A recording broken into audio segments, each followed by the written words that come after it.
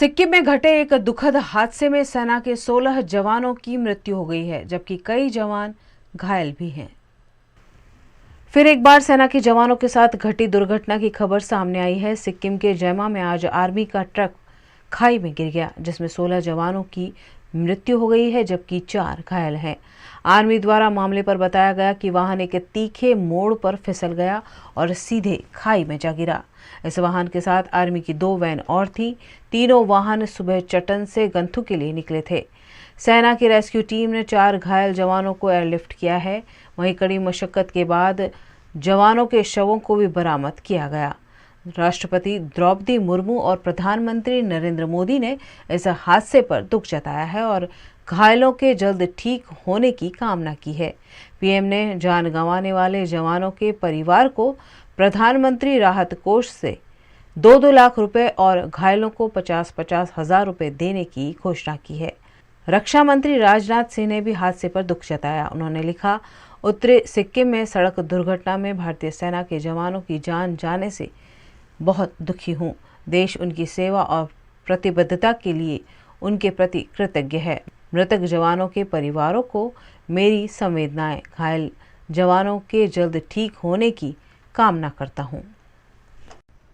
गुजरात के साबरकांठा का खिलौना बाजार आधुनिक खिलौनों के चक्कर में मरने की कगार पर पड़ा है। गुजरात के साबरकांठा का ईडर देश भर में लकड़ी के खिलौने बनाने के लिए जाना जाता है, लेकिन चीनी खिलौने की बढ़ती डिमांड के बीच अब लकड़ी के खिलौने बनाने वाले कारीगर पीछे रह गए हैं। ईडर के खरादी बाजार में देश विदेश से लोग लकड़ी के खिलौने लेने आते थे, लेकिन अब प्लास्टिक और इलेक्ट्रिक खिलौने बाजार में आ गए हैं, जिससे लकड़ी के खिलौनों की डिमांड घट गई है।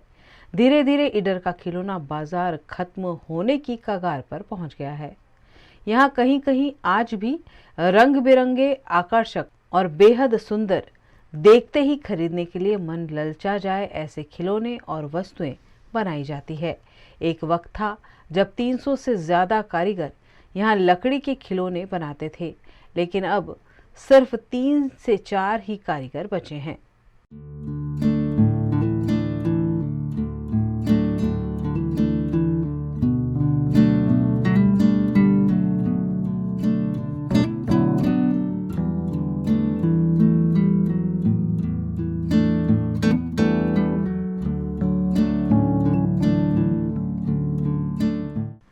लकड़ी के खिलौने 20 रुपए से लेकर हजारों रुपए में बिकते थे, लेकिन अब लकड़ी के खिलौने का बाजार टूट गया है, जिसकी वजह है चीन से आने वाले सस्ते खिलौने। ऐसे में खिलौने उद्योग से जुड़े हुए लोग सरकार से सहायता की आस लगा रहे हैं। 40 वर्ष जूनी पुराणु रमकड़ा बजार है અને 40 વર્ષથી વ્યાપાર ધંધો અંદર આ દુકાનો 15 દુકાનો હતી। 15 માની આજે 2 દુકાન રહી છે અને 40 વર્ષથી અહીંયા ધંધો રમકડા બજારનો ચાલતો હતો અને પ્રવાસ અને જાત્રાળુઓ માણસ બહુ આવતું હતું અને પર્યટન પણ આવતું હતું અને પર્યટન વિભાગ પણ જાત જાતના અને ભાત ભાતના રમકડા લઈ જતા હતા અને અહીંયા પ્રખ્યાત આગળ બી જઈ અને લોકો લેવા આવતા હતા અને અત્યારે ઈડાની અંદર ચાઇના આઈટમ आई એટલે થોડોક ધંધો ડાઉન થયો અને ચાઇના પ્રોત્સાહન ઉપરથી રમકડા માર્કેટ વધી ગયું અને તેથી ઉપાડ વધારે છે અને અત્યારે થોડોક ધંધો ડાઉન થઈ ગયેલો છે, પણ થોડોક પણ અત્યારે 2 દુકાન રહી છે રમકડાની બજારની અંદર અને થોડો પણ અત્યારે વિકાસ ચાલી રહ્યો છે। પણ આને વધારવા માટે થોડો જો ગવર્મેન્ટ થોડો સહયોગ આપે તો આગળ આપણો ધંધો વિકસી જાય। अगर सरकार ने इन कलाकारों की सहायता नहीं की तो गुजरात से एक और कला हमेशा के लिए खत्म हो जाएगी। कोरोना की संभावित स्थिति को ध्यान में रखकर राज्य सरकार द्वारा आज गुजरात के सभी स्वास्थ्य केंद्रों में ऑक्सीजन मॉक ड्रिल का आयोजन किया गया। चीन से लगातार आ रही कोरोना की तस्वीरें और वीडियो देश दुनिया को डरा रहे हैं। देश दुनिया में अब लगातार कोरोना का खतरा बढ़ता जा रहा है। कई वेस्टर्न कंट्रीज में कोरोना केस में अचानक इजाफा देखने मिला है, जिसके बाद भारत भी अलर्ट मोड पर है। देश के प्रधानमंत्री नरेंद्र मोदी ने भी कल इस मामले एक उच्च स्तरीय बैठक ली थी, जिसके बाद राज्यों को अलग अलग गाइडलाइन दिए गए हैं। उन्हीं में से एक गाइडलाइन के तहत गुजरात के वडोदरा शहर में ऑक्सीजन प्लांट का जायजा लिया गया। इंचार्ज आरएमओ डॉक्टर जागृति चौधरी ने ऑक्सीजन प्लांट को कार्यरत कर ऑक्सीजन प्लांट की क्षमता इत्यादि को जांचा।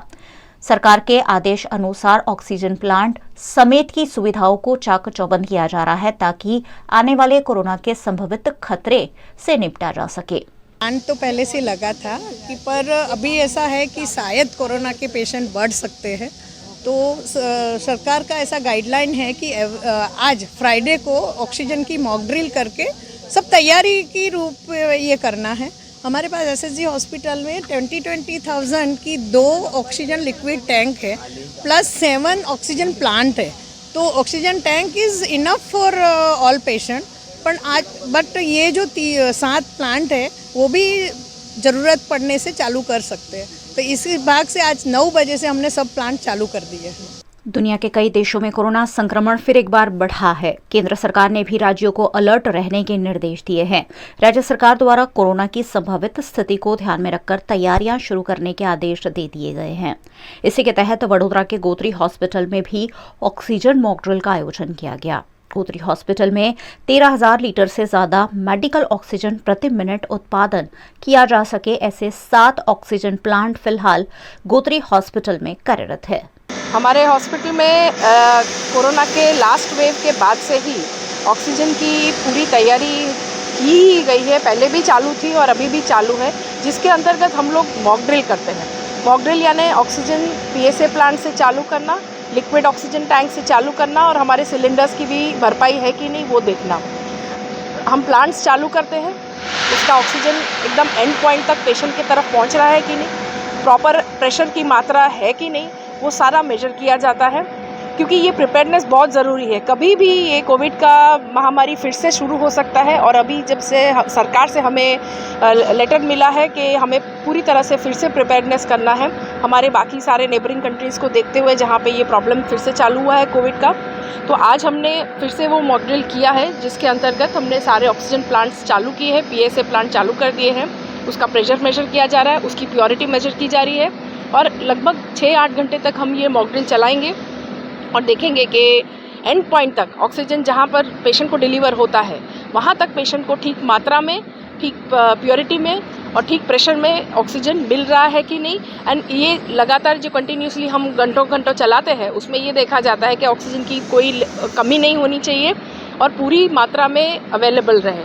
प्लस हम ये भी देखते हैं कि लिक्विड ऑक्सीजन का जो स्टोर है वो हमारे पास इनफ है कि नहीं, टाइमली हमें मिल जाएगा कि नहीं, ये ज़रूरी है, क्योंकि जब तक हम प्रिपेयर्डनेस नहीं करेंगे, जब तक हम ये तैयारी नहीं करेंगे, तो जब समय आने पर जब पेशेंट की मात्रा बहुत सारी बढ़ जाती है, ज़्यादा मात्रा में पेशेंट आए, तो उस समय हमारी पूरी की पूरी तैयारी कंप्लीट होनी चाहिए। कोई भी एक भी लूप होल नहीं रहना चाहिए। देश भर में बढ़ते जा रहे कोरोना संक्रमण के बीच गुजरात के सूरत में कोरोना संक्रमण रोकने की तैयारियां शुरू कर दी गई है। गुजरात राज्य सरकार से दिशा निर्देश मिलने पर सूरत के सिविल अस्पताल में तैयारियां की जा रही है।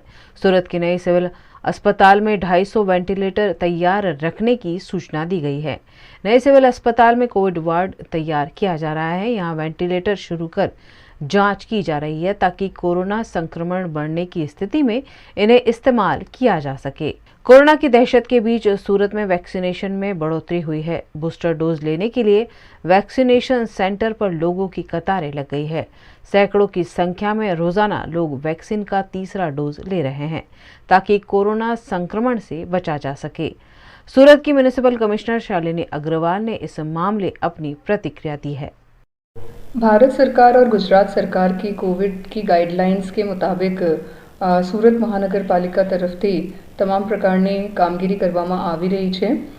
સુરત મહાનગરપાલિકામાં जो हेल्थ स्टाफ છે, વિવિધ હોસ્પિટલ્સ છે, એમના સાથે એક મીટિંગ યોજવામાં આવી હતી અને આમાં ટેસ્ટિંગ, ટ્રેકિંગ, આઇસોલેશન આ તમામ जो પાસાઓ છે કોવિડના આમાં કેવી રીતે કામગીરી કરવી એમના માટેનું એક ફરીથી રિવ્યૂ મીટિંગ જેવી યોજવામાં આવી હતી અને તમામ પ્રકારથી વહીવટી તંત્ર કોર્પોરેશન સુસજ્જ છે કોવિડને ધ્યાને લઈને અને ભારત સરકાર અને ગુજરાત સરકારની જે પણ सूचनाओं जो भी सूचना आ रही हैं उन सभी को सूरत महानगर पालिका पूरी तरह से इम्प्लीमेंट कर रही है। आपके थ्रू मैं लोगों से बस इतनी ही अपील करूंगी कि सावधानी रखें। केंद्र सरकार और राज्य सरकार के आदेश के बाद गुजरात के अरवल्ली जिले में भी कोविड अस्पताल और ऑक्सीजन प्लांट की कवायद शुरू कर दी गई है। चीन समेत दुनिया के कई देशों में कोरोना संक्रमण फिर से बढ़ रहा है। गुजरात में भी महामारी से लड़ने के लिए स्वास्थ्य विभाग को सतर्क कर दिया गया है। इसी बीच अरवल्ली जिले के मोडासा के कोविड अस्पताल में गंभीर लापरवाही सामने आई थी।